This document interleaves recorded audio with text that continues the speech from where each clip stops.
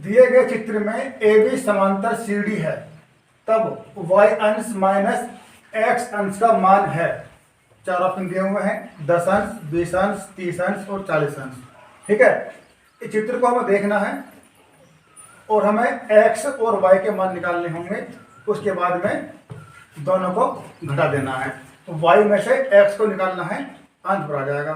तो देखिए बहुत ही आसान तरीका है, कैसे निकालेंगे। सबसे पहले हमें मालूम क्या होना चाहिए, इस y का मान मालूम होना चाहिए और इस बार x का मालूम होना चाहिए। कैसे निकालेंगे, तो देखिए आपको पता होगा, जैसे कि सवाल में दिखाया हुआ है ए बी ये रेखा है, ये CD रेखा है, दोनों कैसी हैं, समांतर रेखाएं हैं। और समांतर रेखाएं वो रेखाएं होती हैं जो आगे बढ़ाने पर एक दूसरे को ना काटें या एक दूसरे से कहीं भी ना मिलें। और ये PQ और MN दो तिर्यक रेखाएं हैं जो इन दोनों रेखाओं को काट रही हैं, ये मालूम होगा आपको। अब देखिए हमें निकालना क्या है, y अंश माइनस x अंश, और उसके लिए हमें x और y अंश के मान मालूम होने चाहिए। तो देखिए पहले मैं इस पे आता हूँ।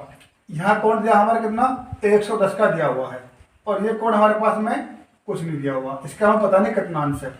तो देखो आपको पता होगा कि एक रेखा के ऊपर जब कोई कोण बनता है तो कितना होता है, 180 अंश का होता है।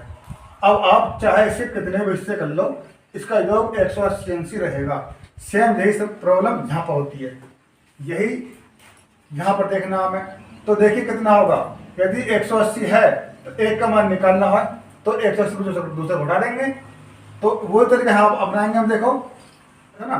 तो 180 माइनस 110 करेंगे, ठीक है, क्योंकि ये पूरा कोण कितने का होगा, ये 180 अंश का होगा, और एक कोण हमें दिया हुआ है 110 का, तो इसको निकाल देंगे।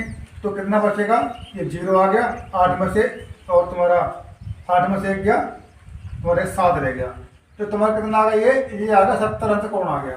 ठीक है, अब ये 70 जो अंश है, ये 70 अंश जो किस कोण के बराबर दिखाई दे रहा है आपको, तो देखिए ये जो कोण है और ये जो कोण है ये बिल्कुल सेम हो गए। तो इसका मतलब क्या हो गया, y अंश बराबर 70 अंश ही हो जाएगा। ठीक है, तो y का मान कितना हो गया हमारा, 70 हो गया, इस y का मान 70 हो गया। सेम यही प्रॉब्लम हम यहाँ देखने को मिल रही है।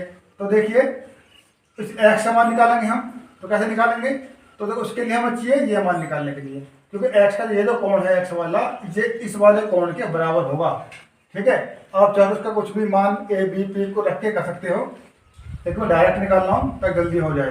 तो देखिए 120 है, ये पूरा कोण 180 का होता है, तो 180 में से 120 घटाएंगे तो कितना बचेगा, 0, 8 में 2 का 6, तो ये बन गया आपका 60 अंश।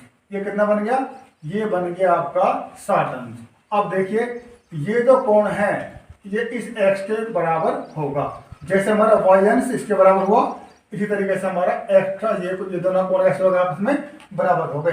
जान के ये मान किसका बन गया, हमारा x का बन गया, x अंश बराबर कितना आ गया, 60 अंश आ चुका है। अब आते हैं अपने क्वेश्चन पर। अब मान हमें किसका निकालना था, y अंश माइनस x अंश, इसका मान हमें निकालना है। तो देखिए एक बार लिख लो, y अंश माइनस के x अंश, अब इसे मान रखोगे, देखो y का मान था हमारे पास 70, ये देखिए 70 रख दिया मैंने यहाँ पर, ये माइनस x अंश 60 दिया हुआ है, इस पर हम रख देंगे 60 अंश। तो घटाते हुए जितना बचेगा वही इसका उत्तर हो जाएगा। तो मैंने देखा भाई कितना आ गया, 10 आ गया भाई, 10 अंश ही इसका उत्तर हो जाएगा।